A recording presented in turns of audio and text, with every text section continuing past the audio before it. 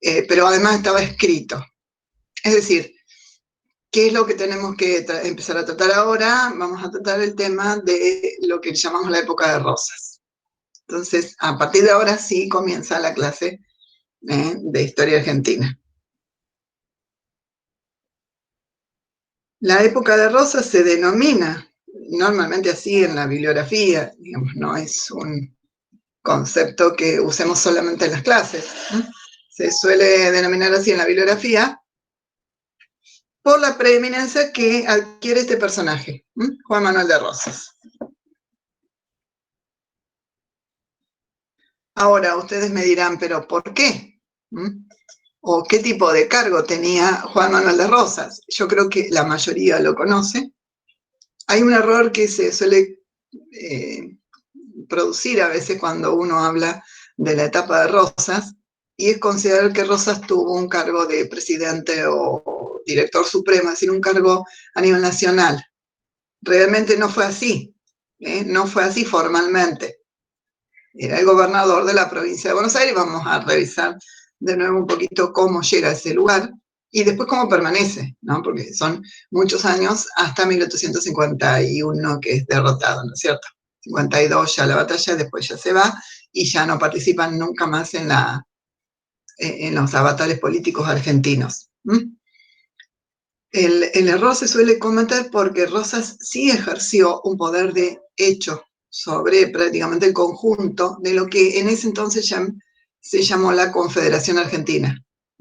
Acuérdense que hasta este momento pasábamos del virreinato a las Provincias Unidas del Río de la Plata, un estado todavía muy embrionario, en formación, que se disuelve en 1820, ya no hay un poder central, que se intenta un poder central a la mitad de la década del 20 con Rivadavia. Esperen que ahí llega alguien más.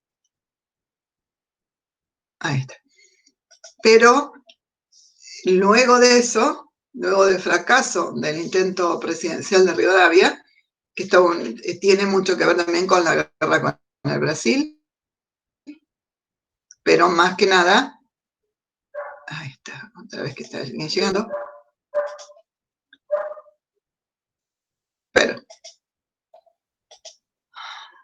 Esperen un segundo. Continúa, Aguirre. ¿Lograste entrar? ¿Por qué no me deja admitir? Bueno, parece que sí.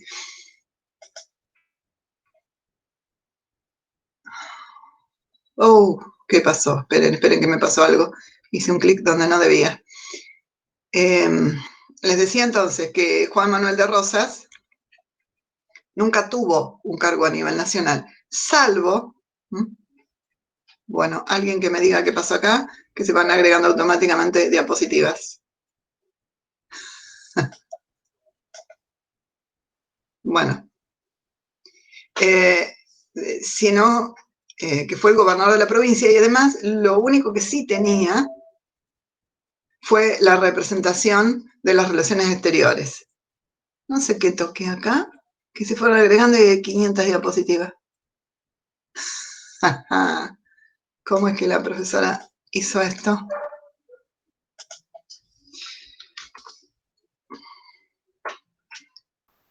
¿Por qué la representación de las relaciones exteriores? Por algo que mencionamos ya desde la primera vez que comenzamos estas clases, y fue que las provincias, a pesar de estar separadas entre sí, digamos, no haber un gobierno central, sí tenían la voluntad de conformar una única unidad política. Chicos, algo pasó con mi PowerPoint. Espera. Y lo cierra y lo vuelve a abrir.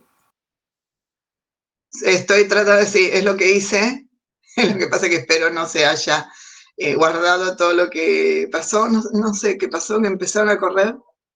Cuando quise admitir uno de los chicos, esperen, interrumpimos un momento hasta que lo abro de nuevo. Profe, en Zoom está la posibilidad de pasarle, no sé si acá también, pasarle la posibilidad de que otros acepten, porque por ahí es un montón. ¿Qué cosa? A los que van llegando nuevos. Ah, sí, tenés razón. Normalmente, claro, lo que pasa es que, sí, eso uno lo suele hacer en las cátedras donde tenés un ayudante. Entonces le decía al ayudante, vos encargate de recibir a los alumnos. Como acá uno es profesor único, generalmente lo hace uno mismo y nunca tuve problemas recién ahora. Vamos a ver si no se guardó todo ese lío, ahora se va a abrir otra vez.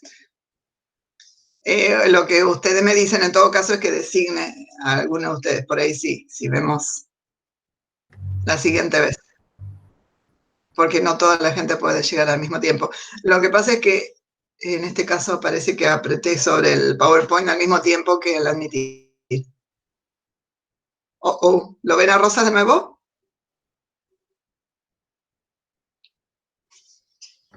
No, yo no. ¿Ahora? No. No se ve. No, Se pierden ustedes al señor don Juan Manuel de Rosas. Mientras logramos que esto aparezca, vamos a hablar de algo interesante que tiene que ver con el tema. ¿Quién era Juan Manuel de Rosas? ¿Por qué les parece a ustedes que ocupaba un lugar tan relevante? Se supone que ahora lo tienen que ver. Era un personaje a su vez que tenía múltiples ramificaciones, ¿no es cierto? Y tenía una esposa muy interesante. Ahora, ¿por qué les cuento esto? Esto no es solamente una anécdota. Es algo que tiene que ver con el transcurso político de la época. ¿Alguno de ustedes, si sabe, me dice quién era Rosas?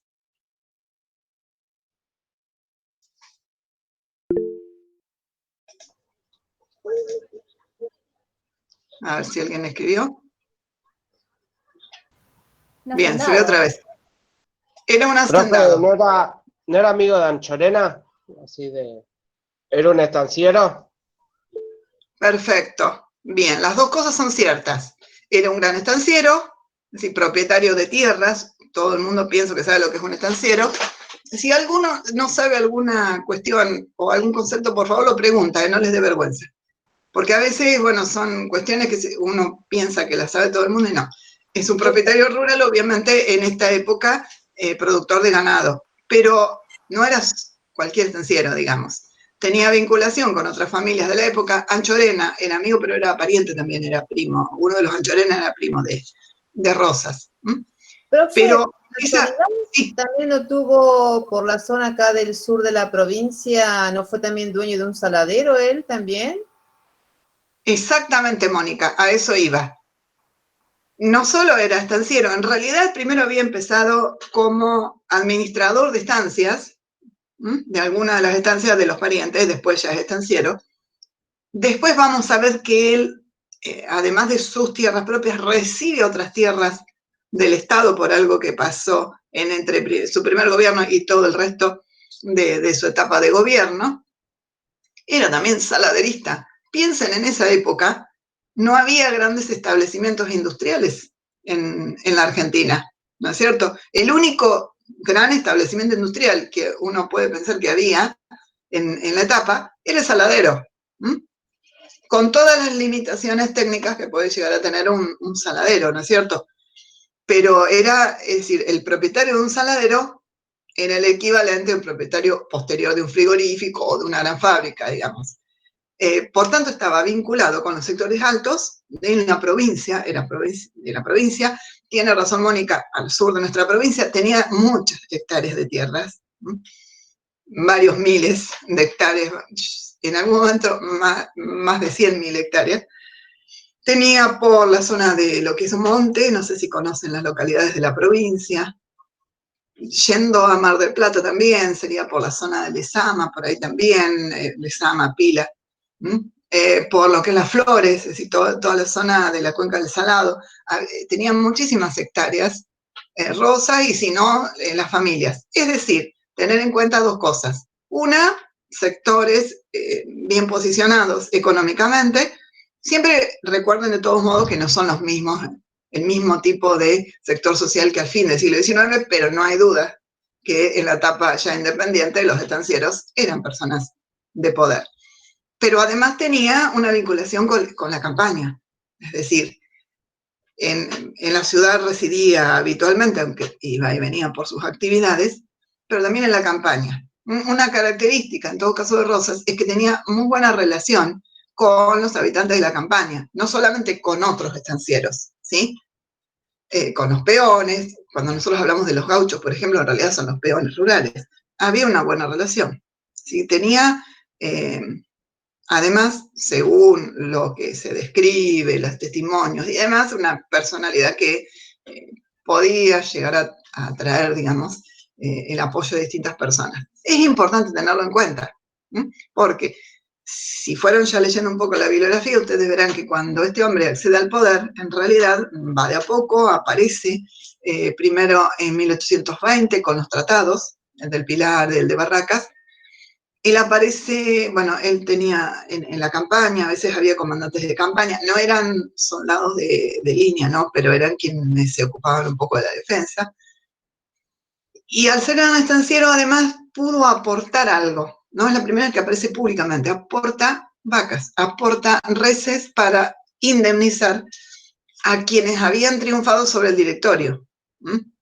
Es decir, a Santa Fe y Entre Ríos, pero sobre todo a Santa Fe, que era la provincia más afectada por el paso de las tropas de independencia y demás.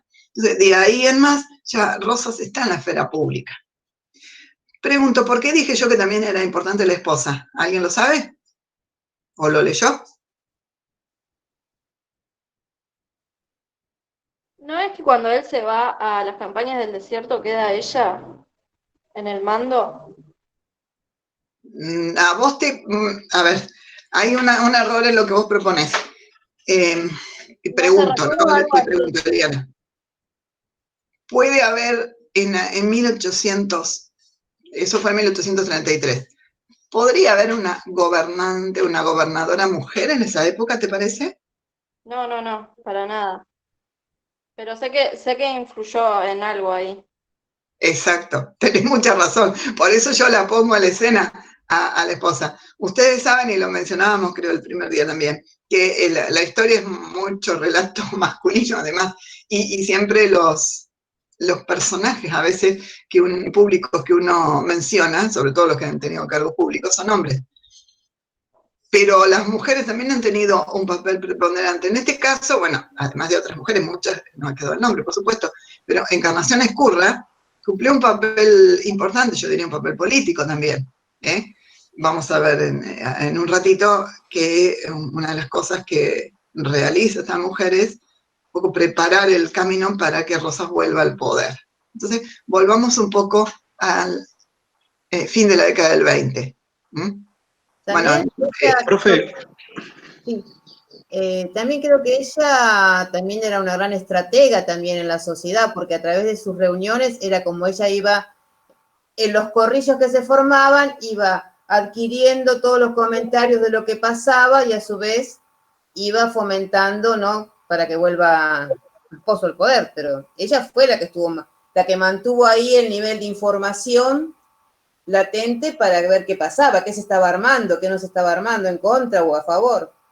Exactamente. Además tenía toda una red vinculada con los sirvientes de las casas de familias poderosas que a su vez le transmitían distintas noticias, porque acá obviamente estamos hablando de un sector al que pertenecía a Rosas. Yo no les dije nada, ahora lo vamos a ver, si ustedes saben, pero a su vez había todo un sector que era la oposición política del momento, ¿no?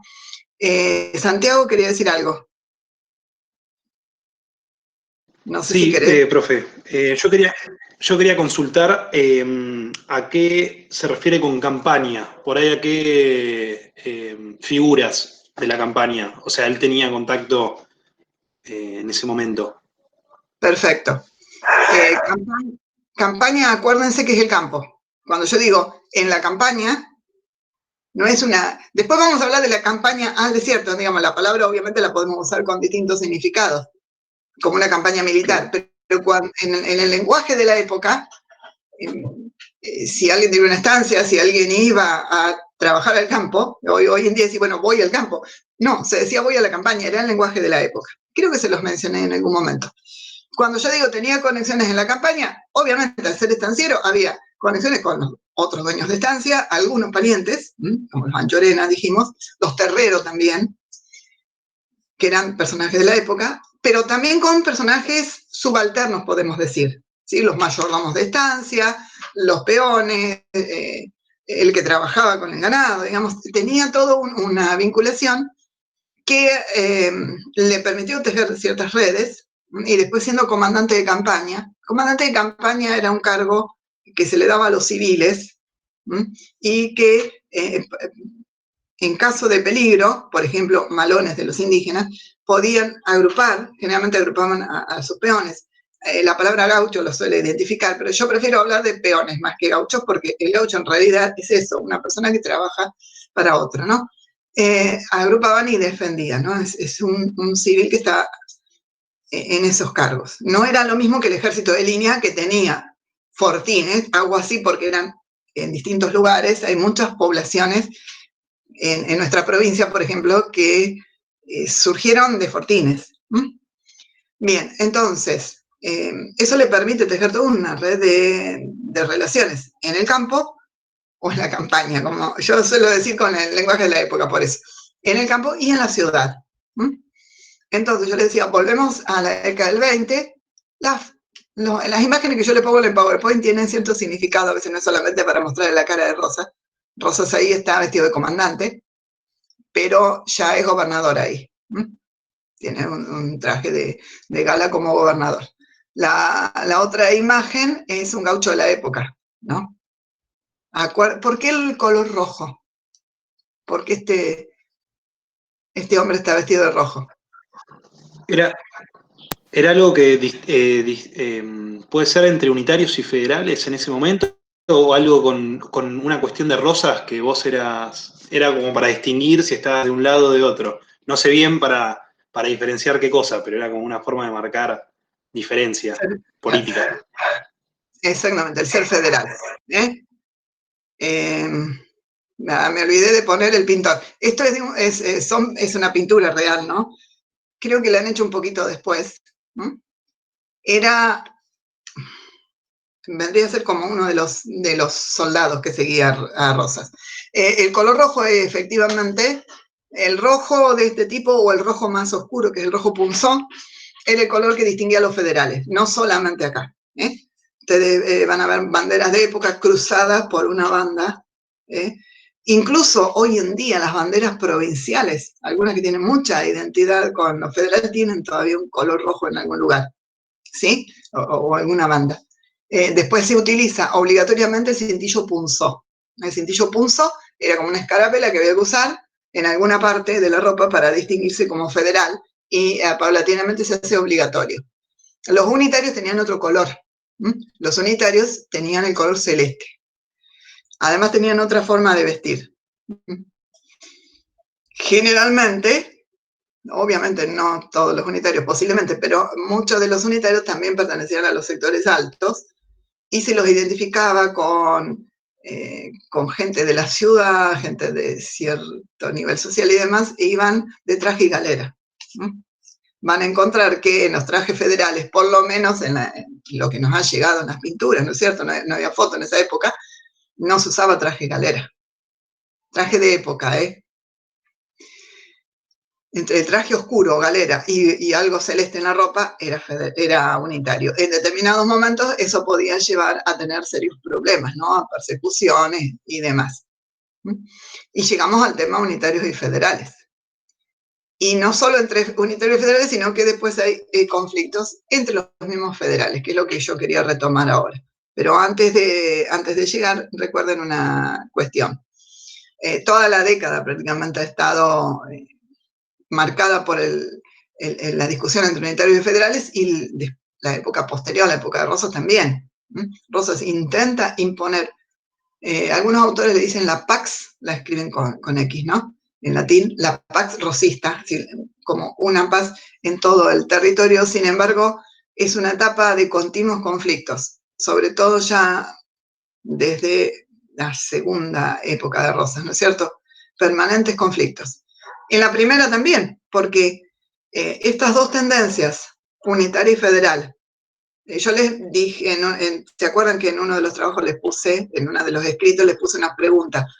Siempre tengan muy claro qué significa ser unitario y qué significaba ser federal.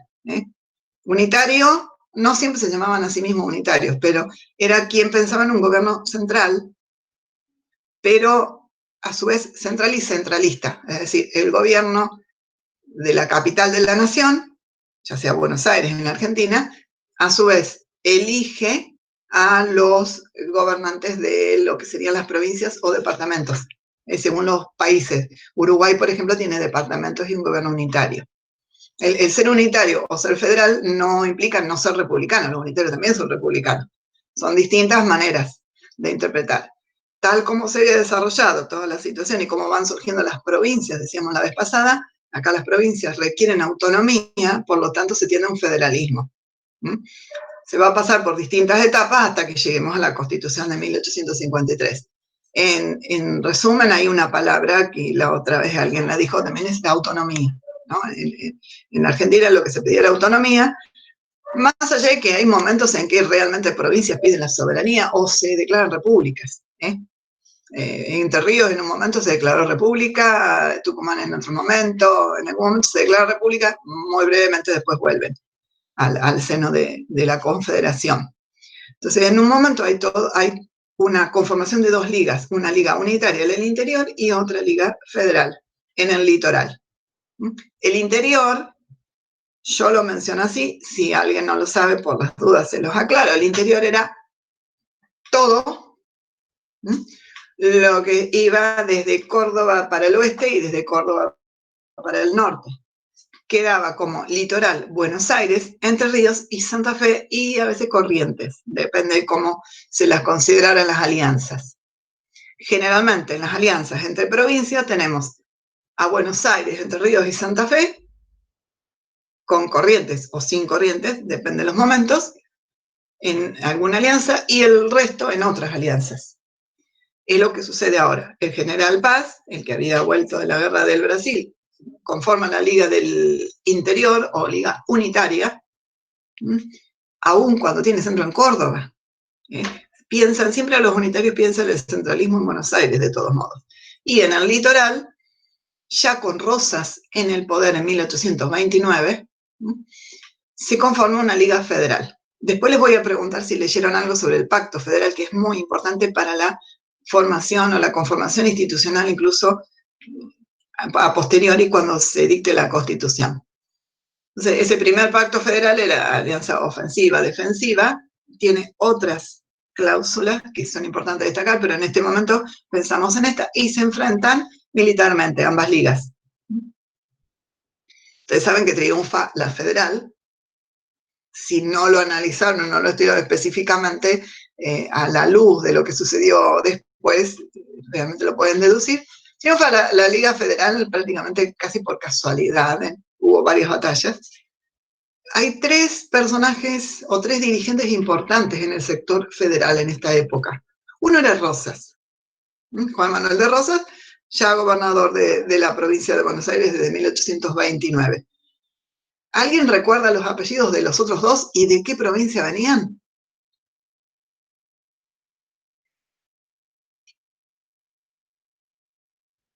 Como para ver esto de que las alianzas se iban tejiendo de distinta forma.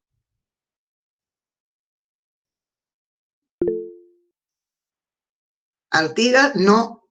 Artigas, ya para este momento creo que ya estaba muerto en este momento.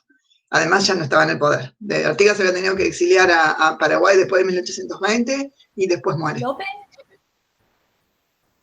Sí, escucho. ¿López?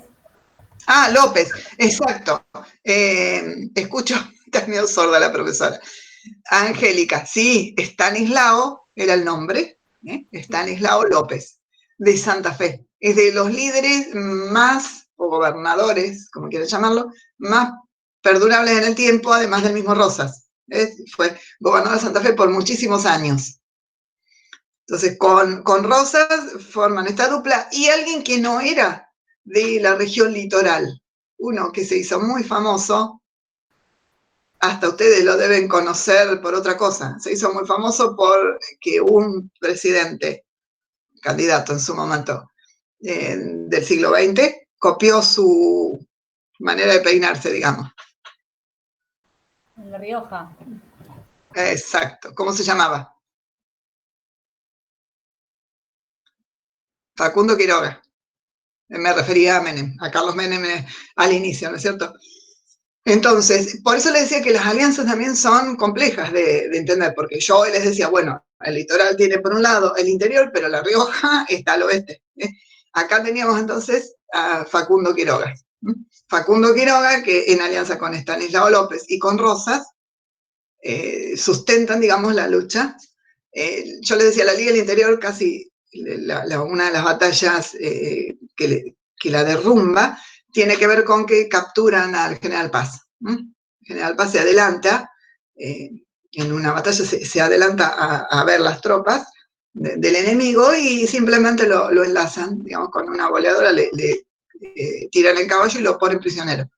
Es decir, ponen prisionero a quien había conformado la Liga. Ahora ustedes me dirán, ¿solamente por eso? No, hay otras circunstancias, y es que la Liga del Interior se conforma con todas las provincias, pero no todas demasiado voluntariamente, digamos. En algunos casos eran los mismos ejércitos que habían venido a Brasil que manda paz para lograr la adhesión forzada.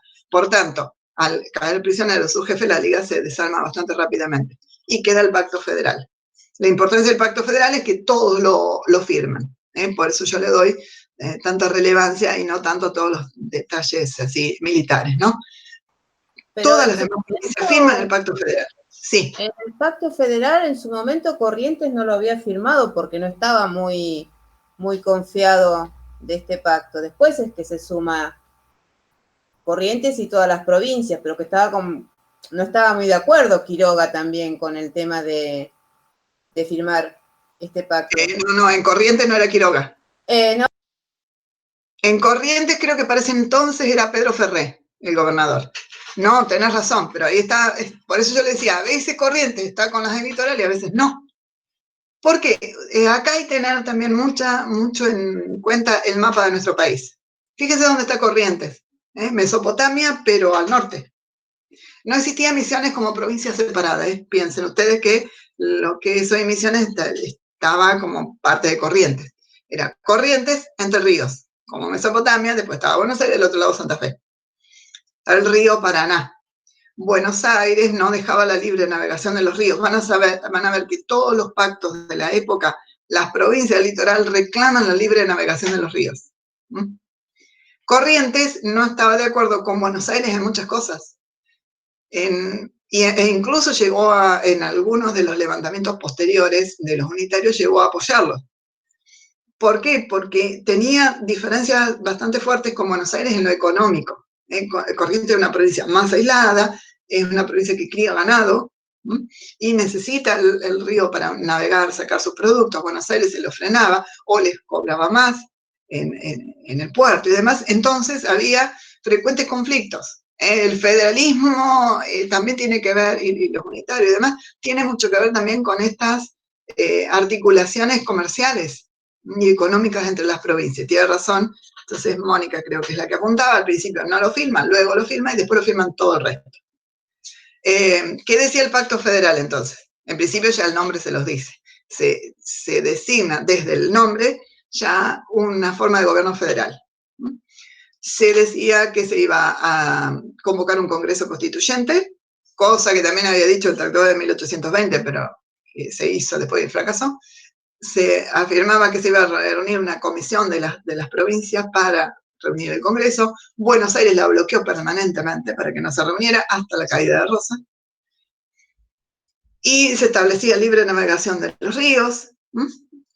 ¿Por qué la importancia del pacto? Todos los pactos son importantes, pero este es muy importante porque lo firman todos y además, a posteriori, en el Acuerdo de San Nicolás, cuando después del derrocamiento de Rosas, y se llama el Congreso Constituyente, lo que se hace es reivindicar el Pacto Federal, Pacto de 1831. Dice, bueno, en cumplimiento del pacto, vamos a llamar los representantes, vamos a convocar el Congreso. ¿sí? Es muy importante para mantener los lazos entre las distintas unidades que si no se hubieran dispersado, hubiera atomizado, digamos, lo que era el territorio de la Confederación. Una de las cuestiones importantes y relevantes para la época es que siempre se designaba un gobernador como encargado de las relaciones exteriores. Eso era una manera de decirle al resto del mundo que había reconocido la independencia del país, que seguía siendo una confederación, aunque no tuvieran un gobierno central, aunque hubiera conflictos internos. Y eran normalmente el gobernador de Buenos Aires. Por eso Rosas, ustedes lo van a encontrar como encargado de las relaciones exteriores. Y por eso después van a ver que enfrenta los conflictos con potencias extranjeras, porque era el encargado de las relaciones externas. Bien, entonces, yendo un poco a la cuestión ya del gobierno de Rosas. Este conflicto entre unitarios y federales va a permanecer, y en distintas etapas se va a reeditar. Si nuevamente Lavalle Juan Lavalle, ¿se acuerdan el que había fusilado a Dorrego? Se va a sublevar nuevamente el general José María Paz, que estuvo mucho tiempo prisionero, después nuevamente organiza sublevaciones, pero no solo había una discusión entre unitarios y federales, sino entre los mismos federales. Y nos vamos a venir un poco a nuestra provincia, ya directamente, ahora no toda la Confederación. Acá en la provincia, lo que sucedía era que, teníamos el gobernador, la sala de representantes y un sistema de justicia. Es decir, había una cierta división de poderes. Con Rosas después eso queda diluido, sobre todo en el segundo gobierno. A Rosas le habían otorgado facultades extraordinarias, eso significaba que en determinados momentos incluso podía tomar prisionero a alguien si se consideraba peligroso para el Estado. Es decir, era más de lo que le correspondía habitualmente al Poder Ejecutivo. Yo les pongo que había una hegemonía fuerte del sector federal ya en esa primera gobernación. El uso de la divisa punzó, ¿se acuerdan? El color rojo. Obligatorio, en realidad, era obligatorio para los empleados públicos en la primera etapa y después fue obligatorio para todo el mundo. Se limitó la libertad de prensa. Las discusiones entre los periódicos de la época eran muy, muy fuertes, muy relevantes, porque eran la manera de expresar públicamente las disidencias. Y si se va limitando, se deja a alguien fuera de esa discusión. Ustedes me dirán, bueno, pero había mucha gente que no leía, es cierto, el analfabetismo todavía era alto, pero siempre había gente que leía, además, entre los círculos de poder eran letrados, es decir, sabían leer, y el que no sabía leer escuchaba la noticia de boca en boca, que a lo mejor era la misma noticia que se publicó en el periódico. Los unitarios son perseguidos cada vez más y se van a exiliar. Entonces, ahí hay toda una historia, no lo vamos a hacer porque no hay tiempo, pero toda una historia que tiene que ver con los exiliados. Muchos de ellos son escritores, ¿no? No sé si alguien escuchó hablar de la novela Amalia, de José Mármol, por ejemplo. Después van a tener a Esteban Echeverría, pero es otra historia de Esteban Echeverría. Pero incluso les cito a Amalia, porque relataba, además de una historia de amor de una muchacha llamada Amalia, relataba toda la situación del momento, ¿no? Desde el punto de vista de un unitario, y de las persecuciones y demás. El lugar de exilio más... que se hizo más conocido porque había más exiliados, era Montevideo, la mayor parte fueron a Montevideo, pero también se fueron a Chile y otros se fueron a Bolivia. Y desde allí solían conspirar contra Rosas.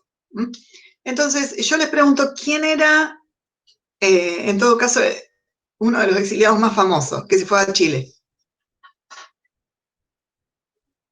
Acuérdense que los exiliados no es solamente de esta primera época de la primera gobernación, sino... Sarmiento, profe. Exacto, Domingo Faustino Sarmiento, que Sarmiento era unitario, después es presidente de la Nación, ya con la Constitución Federal, pero en ese momento era fuertemente unitario y parte más de una vez, pero después se queda muchísimo tiempo en Chile, es periodista, escritor, tiene crea escuelas, digamos, tiene toda una historia en Chile, Sarmiento. De los exiliados de Montevideo, uno es José Mármol, más tarde va a ser Bartolomé Mitre también, otro futuro presidente, más joven, ¿no? En cuanto generacionalmente, y que no era unitario al inicio, sino que tenían una posición un poco más mixta, digamos, que es la generación de 1837. Entonces, también hay disputa entre los distintos grupos federales, porque se podía ser federal al estilo de Rosas o se podía ser federal al estilo de Dorrego. ¿Cuál era el estilo de Dorrego? En todo caso, era el estilo de un federalismo más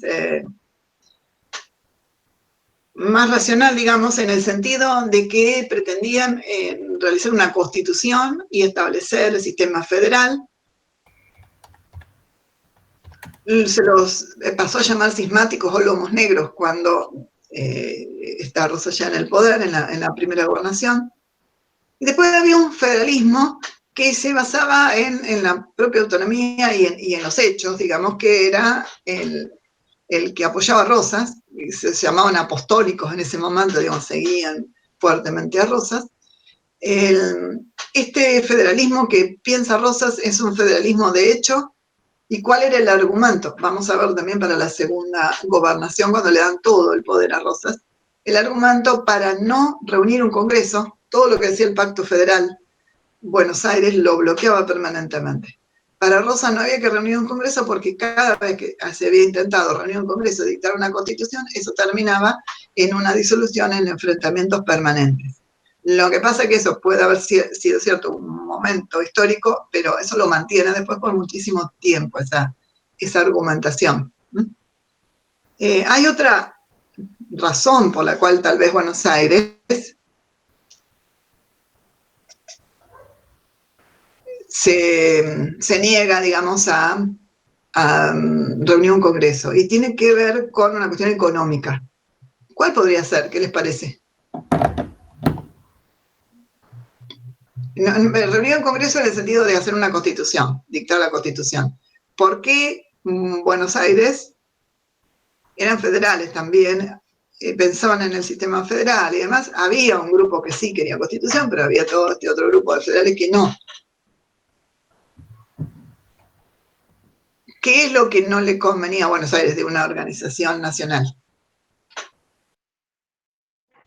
Los veo pensativos. ¿La riqueza puede ser? ¿Cómo?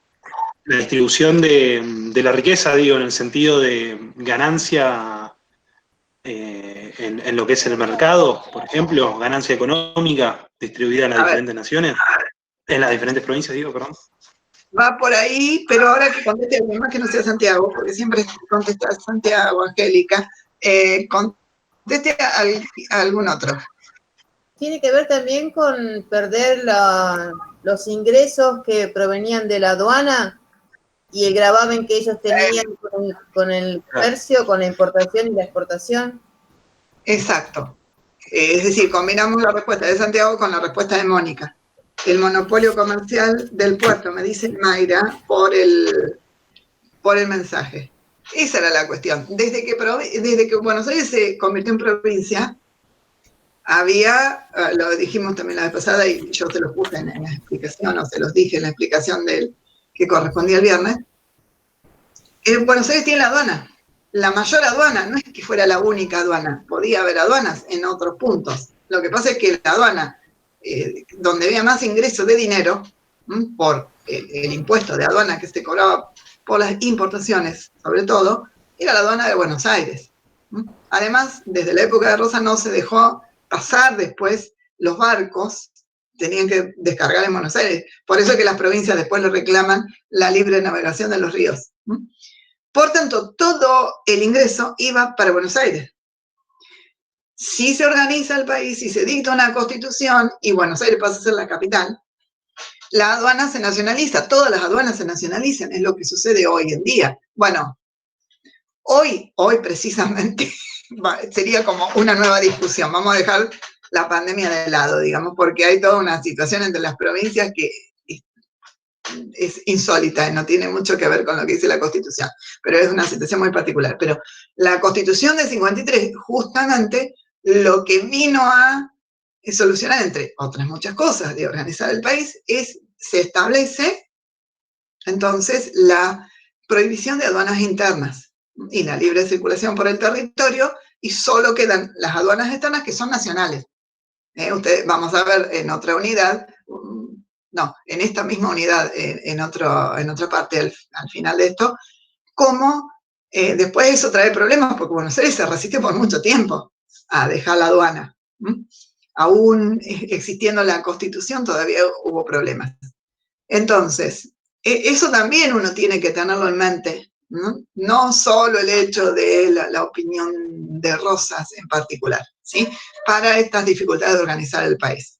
En suma, Rosas simplemente está gobernando durante del año 1829 a 1832, que era el periodo que se había designado. Se podía reelegir, lo elegía la legislatura, es decir, la sala de representantes. A los ciudadanos se los convocaba para elegir a los representantes y ellos elegían al gobernador en una elección indirecta. Eso se lo había establecido en la época de Martín Rodríguez. Pero cuando se lo reelige, Rosas no acepta, porque no le iban a dar las facultades extraordinarias. La situación de peligro se supone que había pasado, por tanto, los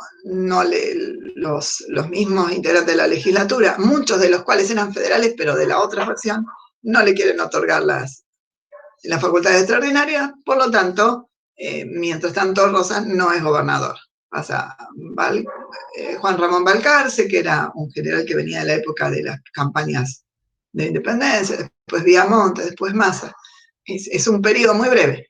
¿Qué pasa en ese intermedio entre 1833 y 1835, que es cuando vuelve Rosas al poder? Hay una conflictividad constante en Buenos Aires, porque además ahí entra de nuevo lo que hoy mencionábamos, la esposa de Rosas, manejando un poco la situación y conspirando en contra de los mismos federales, ¿no? Acá no era un enfrentamiento unitario de federales. Mientras tanto, hay dos acontecimientos que, aunque sea los mencionamos, y son los que puse yo ahora en la diapositiva. El tema de las Malvinas y la campaña contra los aborígenes. Cuando uno estudia toda esta época de Rosas, bueno, dice, ¿qué hizo Rosas en el intermedio? Una campaña en contra de los aborígenes.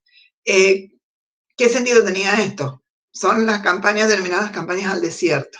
La más conocida no es esta, la más conocida posiblemente es la posterior, de 1879, pero hubo varias campañas.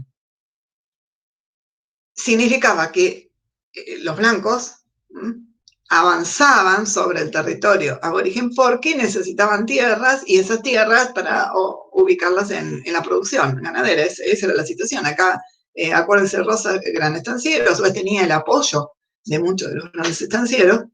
Era una conveniencia mutua el hecho de que se avanzara. Por lo tanto, lo que hace Rosas es que el gobierno lo nombre a cargo de esa campaña para expandir la frontera hacia el sur. Avanza. Lo que hace Rosas en ese avance de la frontera hacia el sur es una combinación de campaña militar con negociación. Negociaba con las distintas tribus, a cambio de ganado los ubicaba tal vez en otras tierras, y algunas tierras eran incorporadas, y por esa campaña también Rosas recibe como premio de la campaña una enorme cantidad de tierras. Por eso yo le decía hoy, Rosas tenía tierras, era salario y demás, pero además creciente su patrimonio a raíz de esto. Se las ofrecen en Cholechuel. ¿Alguien sabe dónde está Cholechuel? ¿La Pampa? No. Decilo fuerte porque hay unos perros de mi vecina que no me dejan escuchar. ¿Cerca de La Pampa, puede ser? Claro, al sur, sobre el Río Negro. En realidad pertenece al Río Negro. Cholechuel. Profesora, cuando él hace esa campaña, no se puede comparar con la que hizo Roca, que fue un genocidio, porque él ya venía comercializando con los indios, ya en sus épocas de estanciero. Tenía relaciones con algún cacique que he leído por ahí. que le permitía intercambio de mercancía. Sí, Rosas sí tenía, claro que sí. Por eso yo les decía que las vinculaciones en la campaña de Rosas, no se los mencioné hoy, le mencioné solamente a los blancos, pero sí, Rosas tenía vinculaciones, pero además hacía ahora, por eso les decía, a veces hacía tratados, les daba ganado, negociaba. No sé si lo puede comparar o no se lo puede comparar, no sé si. En todo caso en los dos casos es sacarlos del lugar productivo. De todos modos, a Rosas esas tierras en la isla de Cholechuel. Cholechuel es una isla en el Río Negro, es decir, el río pasa los dos costados y queda una isla. Uno pasa por la ruta 22, pasa por los puentes hoy en día. Ahora, Rosas dijo, bueno, ahí en Cholechuel era muy inhóspito, además no era de mucho valor. Entonces cambia las tierras, las cambia por tierras en la zona, estrictamente lo que es hoy la provincia de Buenos Aires. Por eso acrecienta la cantidad de tierras de la provincia. Todo esto, mientras tanto, iba intercambiando correspondencia permanentemente con su esposa. Con su esposa que estaba en Buenos Aires y era la que preparaba su vuelta al poder. En esta época también, en 1833, es cuando los ingleses invaden las Islas Malvinas, por eso lo puse mencionado ahí. Había un gobernador designado por el gobernador de Buenos Aires. En esta época, Buenos Aires, como todo el sur, no estaba en realidad en manos de los blancos o en manos de ningún gobierno nacional que no existía, todo correspondía al gobierno de la provincia de Buenos Aires. El gobernador de Buenos Aires había designado a un gobernador en las Islas Malvinas, que era este señor Garnet.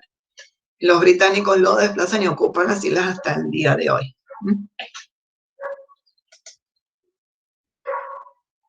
¿Cuál es la estrategia para volver al poder? Bueno, es una estrategia que va al enfrentamiento con los otros sectores federales de Buenos Aires.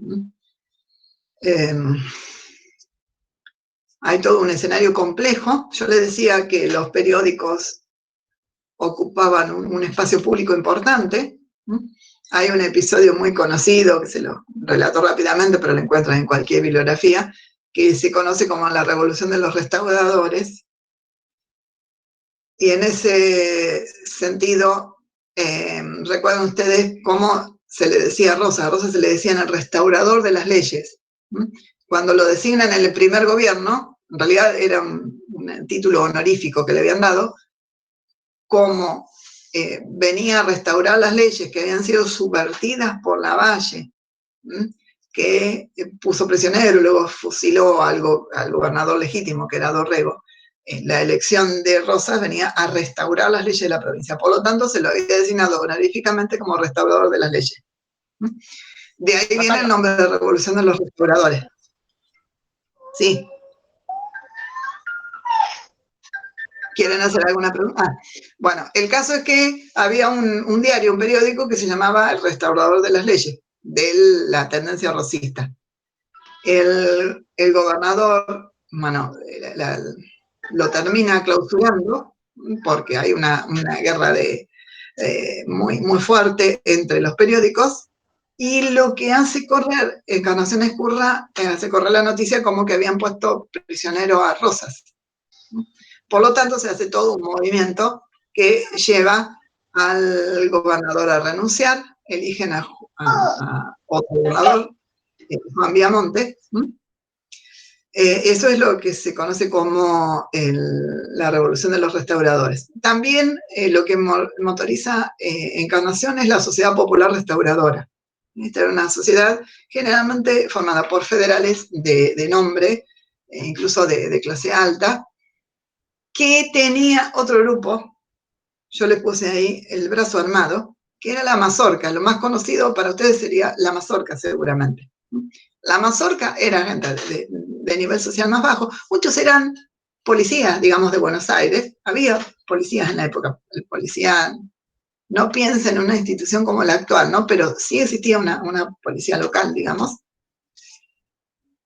Pero era una organización parapolicial que iba y atacaba a los opositores, y hay una violencia política constante. Muchos ahora los exiliados no solo van a comprender a unitarios, sino también federales que no estaban de acuerdo con el rosismo, es decir, los llamados cismáticos. Muchos se van también, de los dirigentes, por supuesto. Esto lleva a la renuncia de Viamonte y no hay gobernador legítimo en ese momento, entonces el presidente de la legislatura, que era Manuel Vicente Massa, queda a cargo del gobierno.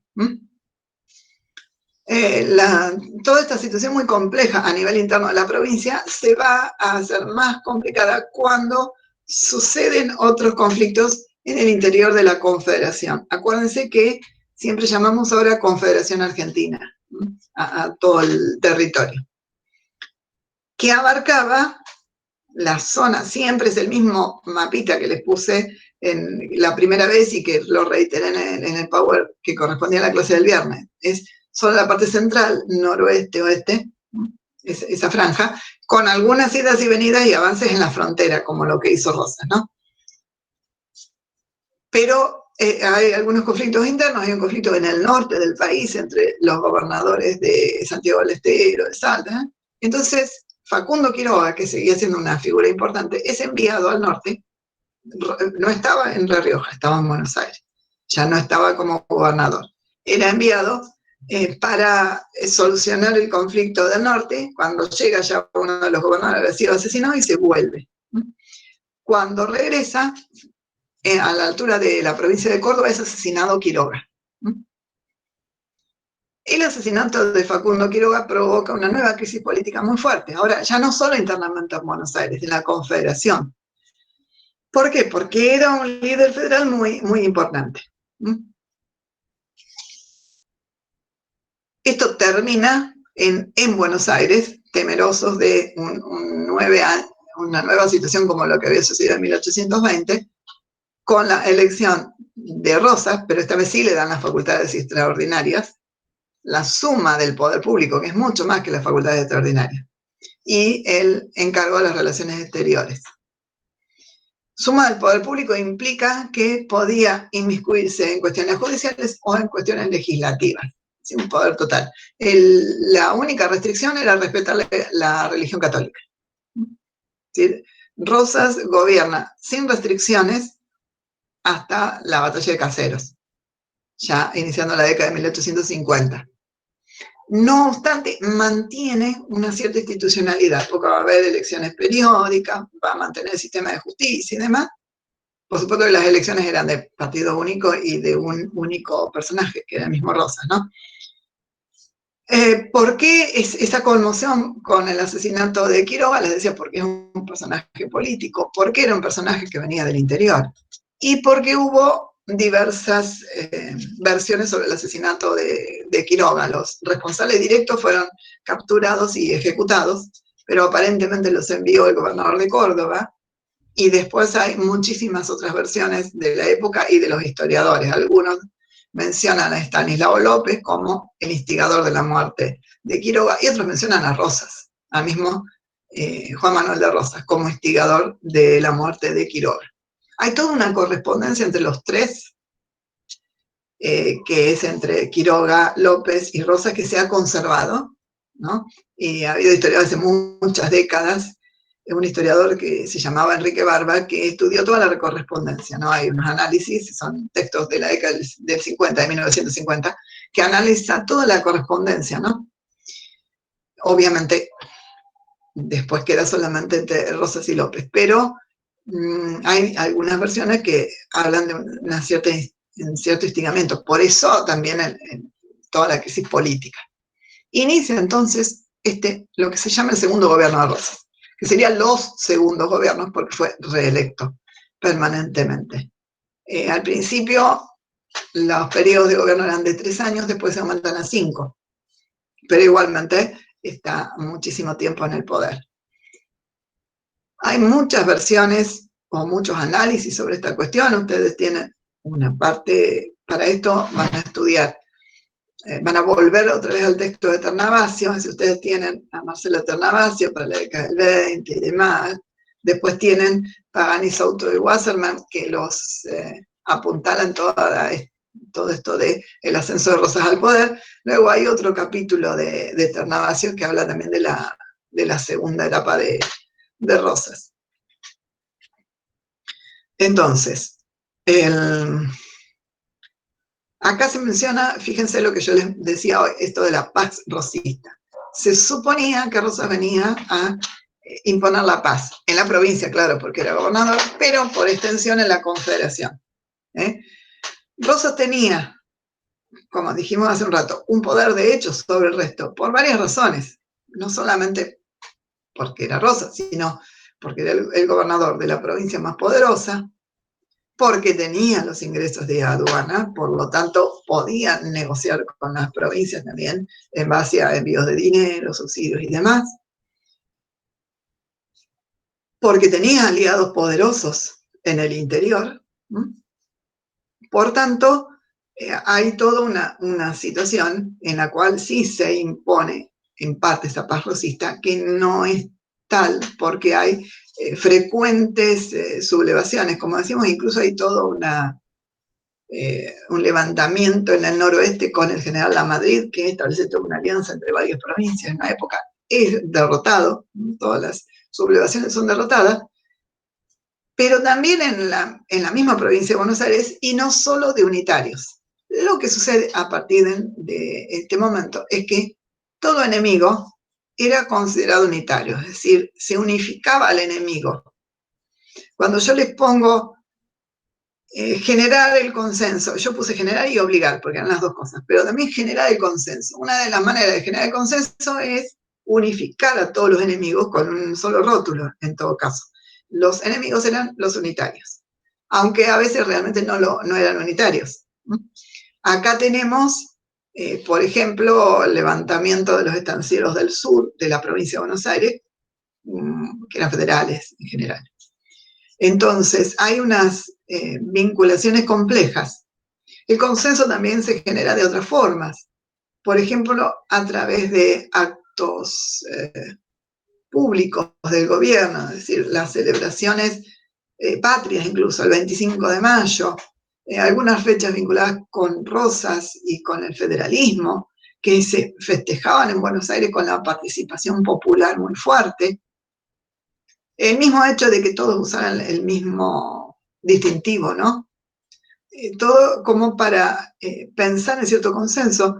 Las relaciones que mantenía Rosas con distintos sectores políticos o sociales más que políticos, ¿no es cierto?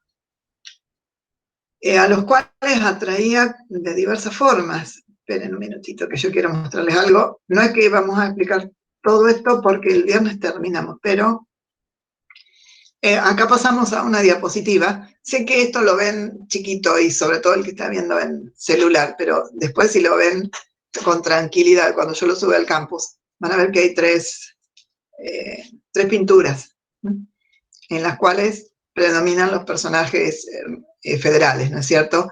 Vestidos de rojo, algunos que tienen que ver con, digamos,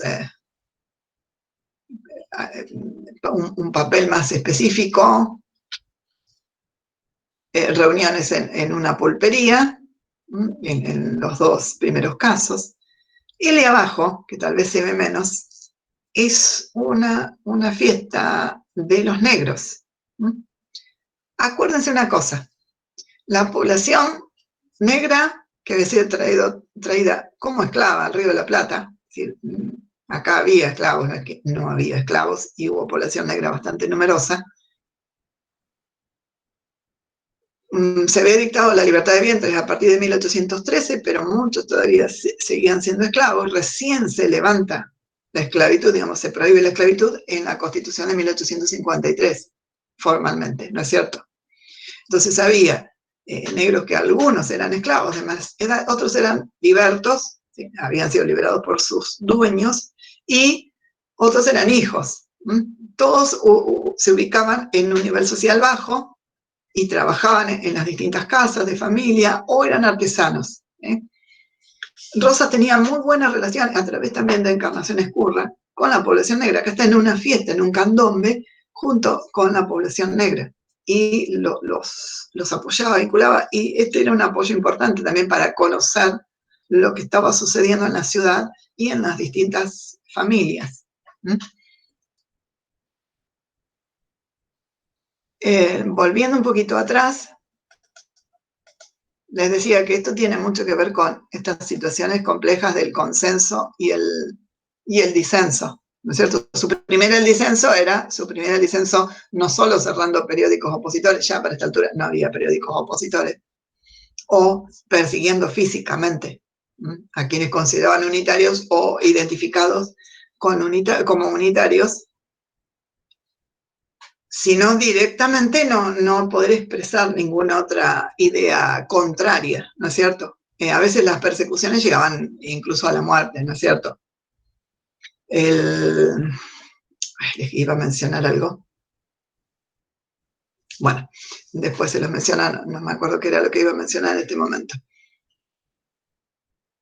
Les pongo, luego yo decía, ¿qué pasaba en las provincias? En las provincias también había gobiernos federales, en cada una de ellas. Más o menos se replicaba una situación semejante a Buenos Aires, con mayor o menor poder cada gobernador, de acuerdo a su situación, también socioeconómica, y a su relación con Buenos Aires. En algunos momentos, las sublevaciones formaban otras alianzas que se enfrentaban a Buenos Aires y ligeramente habían sido vencidas. Los conflictos con potencias extranjeras lo vamos a dejar por ahora, eso lo vamos a ver la siguiente clase. Solo que hay una cosa que quiero mencionar en esta misma clase, que es la generación de 1837. ¿Por qué quiero mencionarlo ahora? Porque en realidad pertenece a esta primera etapa. Después hay una etapa muy conflictiva que está relacionada con los bloqueos extranjeros, ¿no es cierto? Generación de 1837 es un grupo de intelectuales de la época, un grupo que estaba sobre todo en Buenos Aires, pero algunos fuera de Buenos Aires, como Sarmiento, por ejemplo. A Sarmiento se lo considera también parte de la generación del 37. En realidad, lo que buscaban estos personajes que eran jóvenes en esa época era construir una identidad nacional. Eso lo dice Jorge Myers, ¿no? Que escribe sobre estos temas.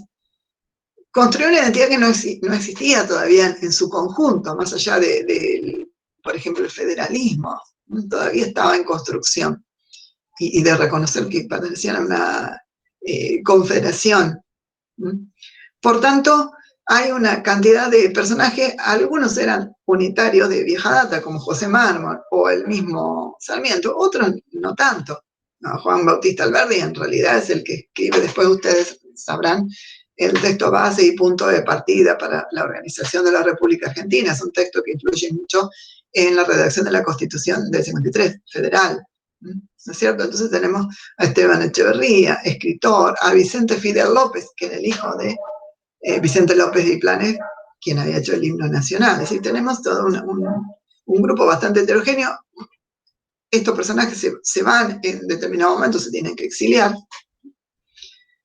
Pero al principio en realidad no tenían un enfrentamiento con el gobierno de Rosas, porque lo que pensaban era que había que, sobre todo el caso de Echeverría, ¿no? Algunos de ellos tienen todavía al principio una confianza en conformar esa nación a partir de lo que sucedía en el momento. Se los denomina en cuanto a la parte literaria como los primeros románticos argentinos.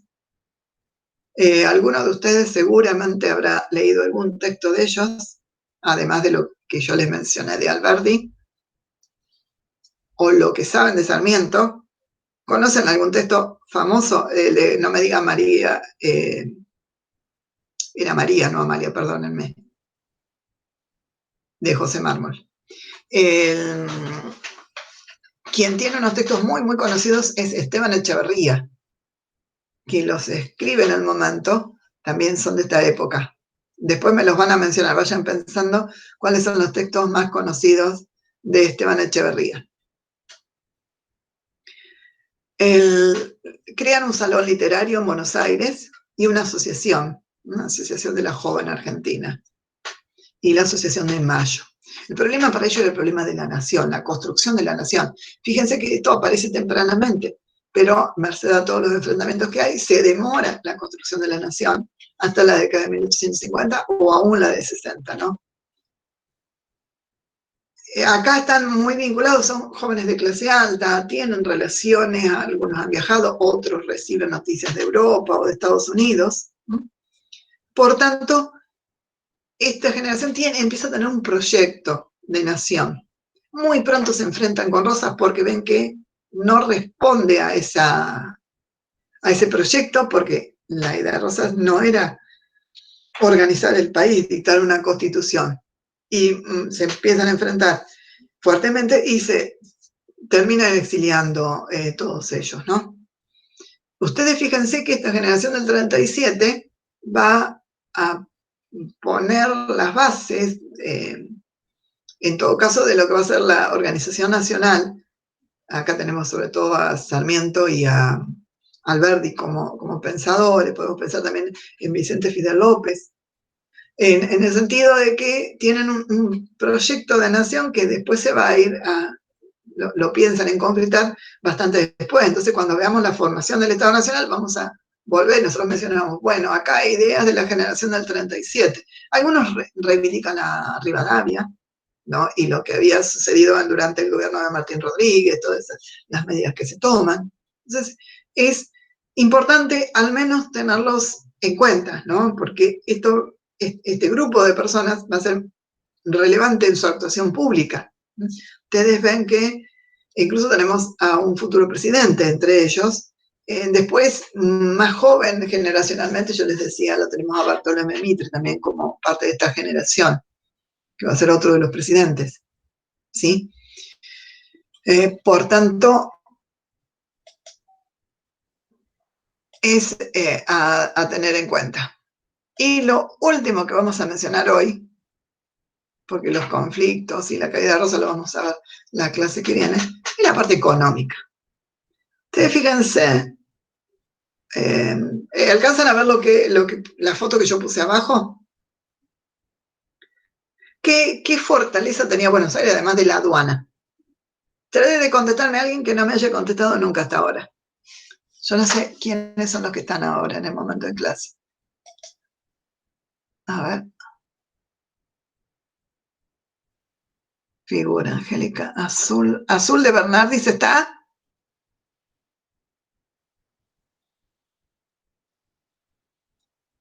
No sabemos.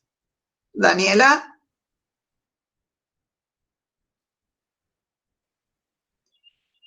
Eliana. A ver quién está ahí. Escucho un sonido. Traten de participar. Soy Daniela. Una consulta. Sí, La clase pasada usted nos dijo que iba a preguntarnos respecto a las diferencias de la Confederación y estuve viendo más o menos un poco de eso. Respecto a lo que Buenos Aires tenía la parte portuaria como, como principal función económica, que era lo que le hacía la diferencia. ¿No necesitaba a su vez del resto de la Confederación por el tema de la parte de la ganadería, digamos, que a su vez eso le servía para... Daniela, excelente pregunta. No es por la ganadería, pero sí es una excelente pregunta. Y me hiciste acordar, yo me había olvidado que les tenía que preguntar a ustedes si habían averiguado la diferencia entre federación y confederación y demás. Esa es una buena pregunta. Porque vivimos diciendo, bueno, ¿por qué Rosas tenía un lugar importante en la sociedad, en la economía? Porque era hacendado, era ganadero, era saladerista, la economía se basaba en esa producción y exportación de los productos derivados en esa época. Ganaderos también había en el interior. Pero hay un tema vinculado con la aduana, con lo que dice Daniela y demás, y que necesitaba el interior, claro. Lo que pasa es que el interior necesitaba más a Buenos Aires que Buenos Aires al interior. Eso lo vamos a ver incluso para conflictos posteriores. Pero cuando se necesitaba el interior no era precisamente por la ganadería, porque Buenos Aires tenía un territorio muy amplio y tenía suficiente ganadería para exportar y demás. Es más, los conflictos posteriores y lo que lleva a la caída de Rosas tiene que ver con el ascenso económico, por ejemplo, de Entre Ríos, que producían lo mismo. El hecho que el resto de las provincias produzcan lo mismo no aportaba al poder de Buenos Aires, sino al revés, ¿no? Sino que produce enfrentamientos a veces. Sí lo necesita como mercado. Buenos Aires traía productos del exterior, era una época en que se compraba casi todo, más allá de lo que era alimentación más inmediata. Incluso muchos productos de alimentación se traían de Europa, a ver, lo que se podía transportar en la época, ¿no? Pero desde ropa, cuchillo, digamos, elementos fabricados de distinto tipo, ¿no? Se traían de Europa, sobre todo el comercio era con Gran Bretaña. Pero eso no quedaba todo en Buenos Aires, eso iba luego hacia el interior. Es decir, el interior era necesario como mercado, por lo tanto está muy buena la pregunta que hizo Daniela para aclarar eso. Es decir, una parte del producto que entra se queda en Buenos Aires y después los comerciantes de Buenos Aires lo mandaban al interior. Porque el interior, acuérdense que no tenía una relación directa con el comercio internacional. Por lo tanto, eso es muy importante. Lo que pasaba en la época es que había aduanas interiores. ¿Sí? Un producto que salía de Buenos Aires empezaba a pasar, si iba para el norte, pasaba por Córdoba, por Tucumán y llegaba a Salta, pero pagaba en Córdoba, pagaba en Tucumán, pagaba en Salta. Llegaba más encarecido. Eso ya había sucedido antes, pero bueno, el hecho de que Buenos Aires tenga el monopolio de La Habana le da esa facilidad también. Sin embargo, el interior necesita más a Buenos Aires que Buenos Aires interior, porque el interior, si no es por ese aprovisionamiento, no obtiene este volumen de productos. Lo vamos a ver en la etapa inmediatamente posterior, cuando se hace la Constitución, se elige el presidente Urquiza y Buenos Aires se queda apartada y no dejaba, hay todo un conflicto por el cual lo que se intenta es que pasen los barcos directamente por el río Paraná y lleven los productos al interior, pero los comerciantes externos tampoco estaban demasiado interesados. Por lo tanto, una economía sin Buenos Aires es bastante compleja. La otra cosa que le da fortaleza no es solamente la aduana, es lo que está ahí. ¿No ven que los de abajo serían como parecido a los billetes actuales, ¿no? La Casa de la Moneda, ex Banco Provincia yo puse. El banco que había creado en Rivadavia en su momento, o el gobierno de Martín Rodríguez, pasó a llamarse en esa época el banco, la Casa de la Moneda. Emitía moneda, emitió papel moneda. Eso también le da una fortaleza a Buenos Aires, pero está vinculado, ¿no? Todo a la aduana y demás, porque si no tenía una buena economía, el banco no servía. Los bancos que van a crear después las provincias o la misma nación, cuando se crea la nación argentina, van a ir fracasando. Hay una ley en 1836 que intenta proteger los productos locales de tanta importación.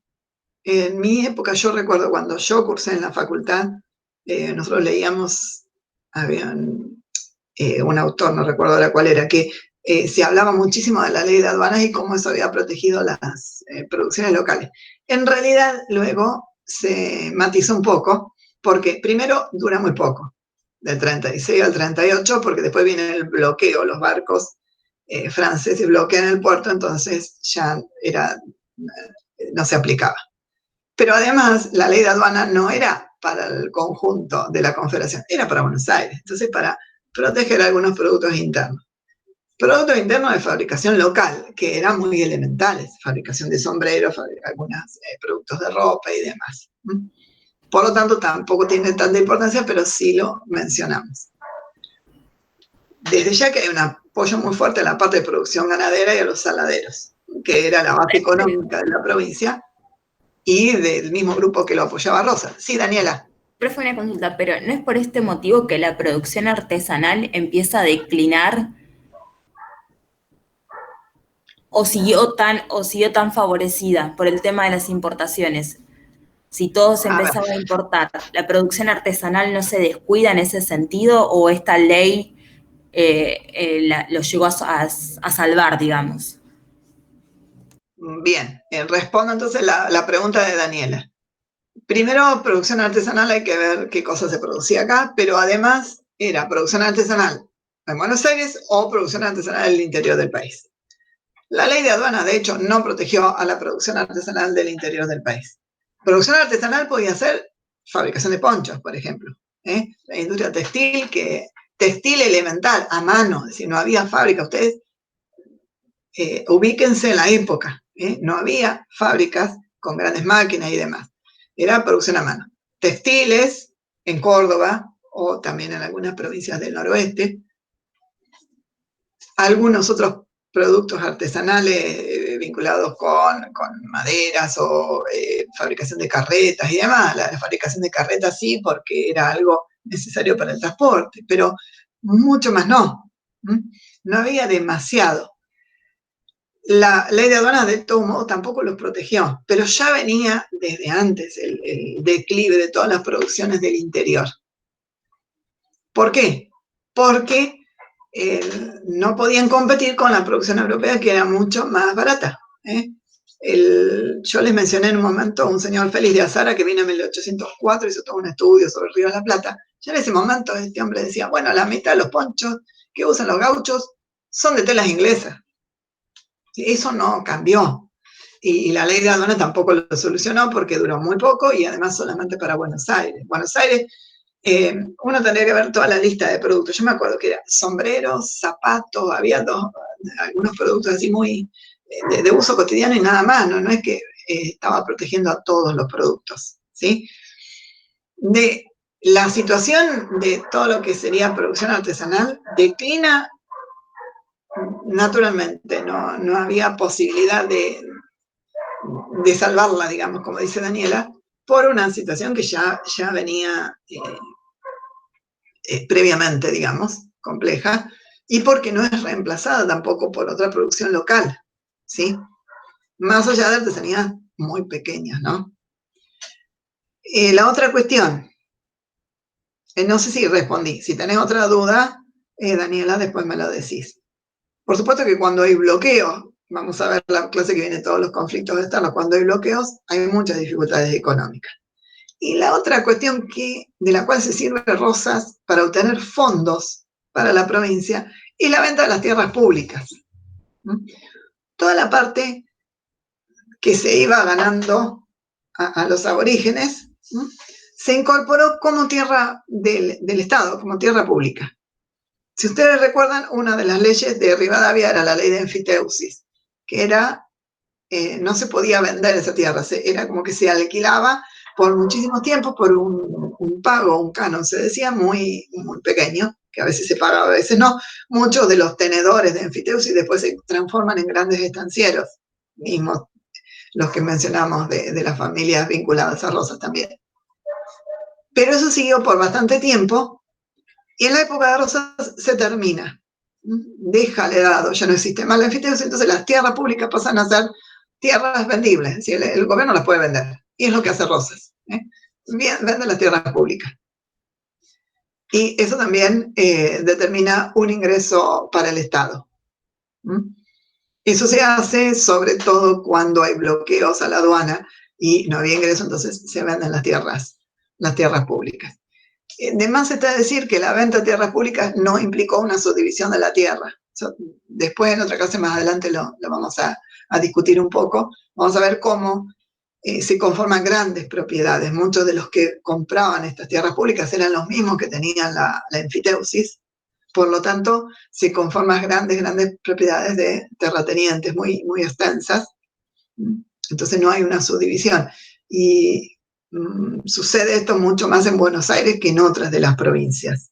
En otras provincias hay toda una historia posterior vinculada a la colonización agrícola y demás que implica subdivisión en porciones más chicas. Acá son las grandes estancias, los grandes estancieros y por mucho tiempo.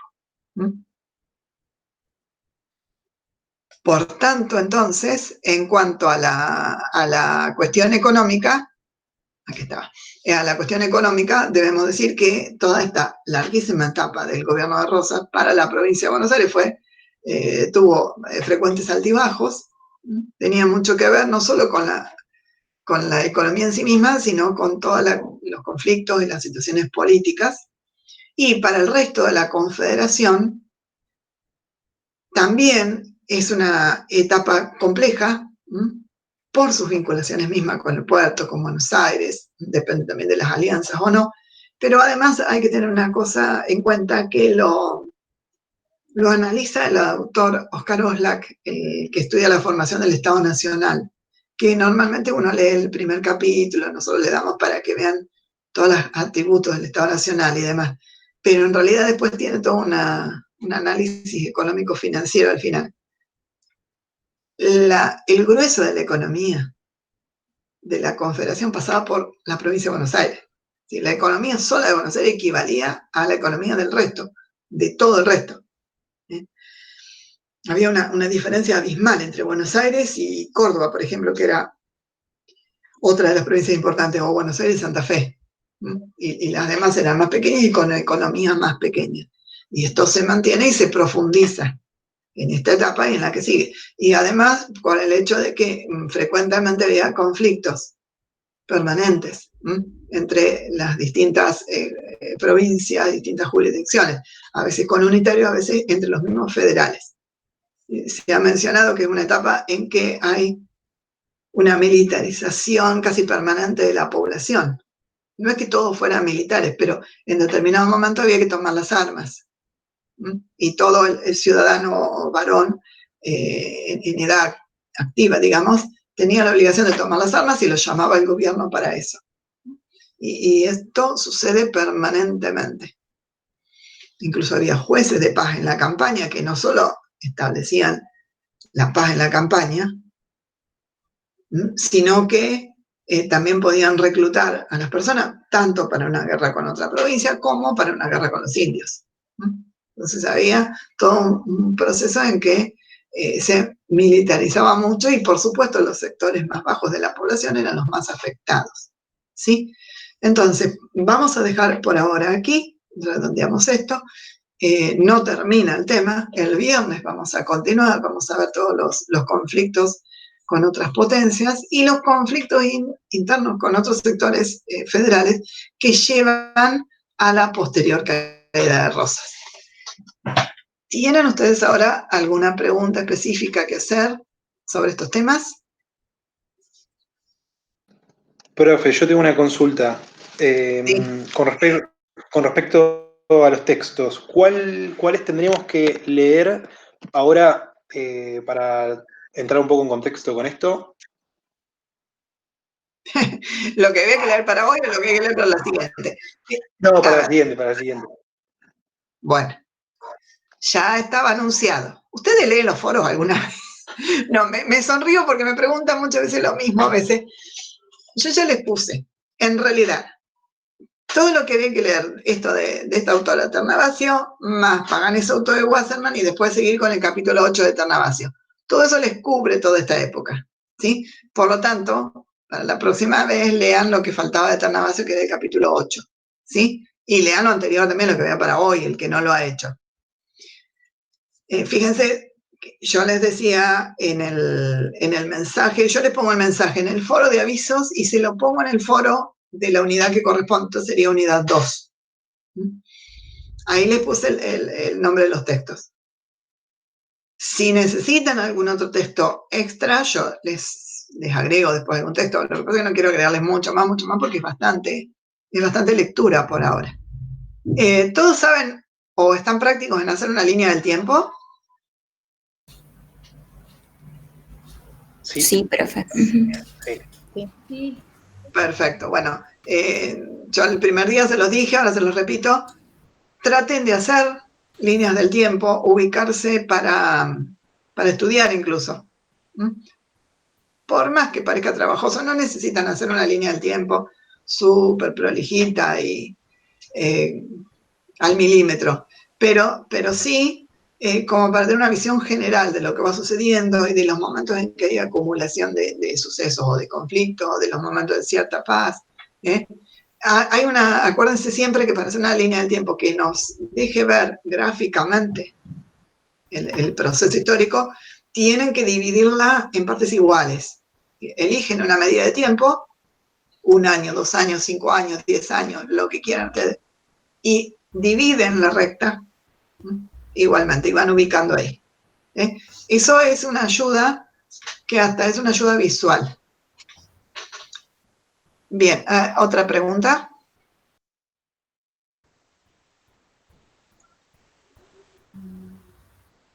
No.